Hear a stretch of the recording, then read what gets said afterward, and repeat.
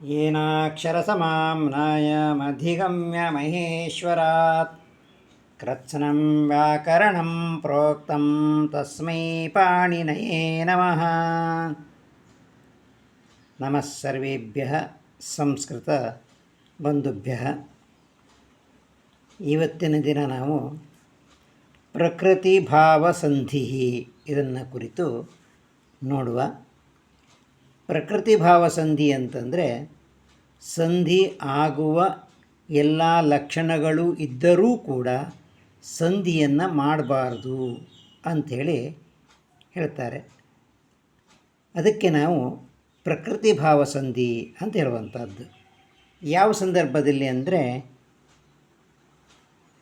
ಯಾವುದೇ ಶಬ್ದ ದ್ವಿವಚನದಲ್ಲಿ ದೀರ್ಘ ಇಕಾರವನ್ನು ಅಥವಾ ದೀರ್ಘ ಉಕಾರವನ್ನು ಅಥವಾ ಏಕಾರವನ್ನು ಹೊಂದಿದ್ದರೆ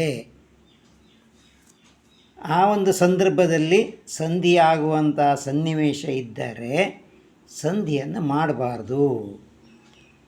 ಅದು ಹೇಗಿತ್ತೋ ಅದೇ ರೀತಿಯಾಗಿ ಅವೆರಡು ಶಬ್ದಗಳನ್ನು ಪ್ರತ್ಯೇಕವಾಗಿಯೇ ಇಡಬೇಕು ಅಂತ ಹೇಳುವಂಥದ್ದನ್ನು ನಾವು ಪ್ರಕೃತಿ ಭಾವ ಸಂಧಿ ಅಂತ ಹೇಳ್ತೇವೆ.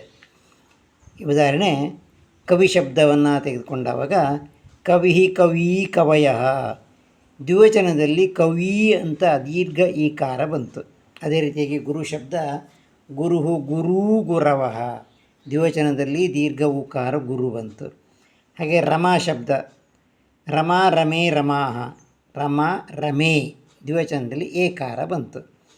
ಹೀಗೆ ಯಾವುದಾದ್ರೂ ಶಬ್ದ ದ್ವಿವಚನದಲ್ಲಿ ದೀರ್ಘ ಈಕಾರವನ್ನು ಹೊಂದಿದ್ದರೆ ಅಥವಾ ದೀರ್ಘ ಉಕಾರವನ್ನು ಹೊಂದಿದ್ದರೆ ಅಥವಾ ಏಕಾರವನ್ನು ಹೊಂದಿದ್ದರೆ ಕೇವಲ ದ್ವಿವಚನದಲ್ಲಿ ಮಾತ್ರ, ಅಂಥ ಸಂದರ್ಭದಲ್ಲಿ ಸಂಧಿಯನ್ನು ಮಾಡಬಾರ್ದು ಅಂತ ಹೇಳ್ತಾರೆ. ಉದಾಹರಣೆ, ಹರಿ ಏತೌ, ಹರಿ ಏತವಲ್ಲಿ ಹರಿ ಹೇಳುವಂಥದ್ದು ಹರಿ ಹರಿ ಹರಯ, ಹರಿ ಹೇಳುವಂಥದ್ದು ದ್ವಿವಚನ ಆಯಿತು.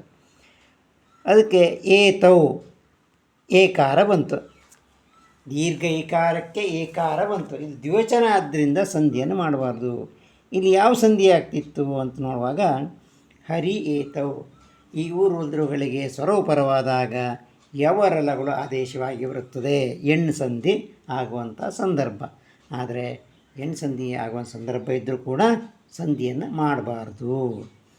ಹಾಗೆ ಸಾಧು ಊಚತು, ಸಾಧು ಸಾಧೂ ಸಾಧವ, ದ್ವಿವಚನದಲ್ಲಿ ಸಾಧೂ ಅಂಥೇಳಿ ದೀರ್ಘ ಆಯಿತು.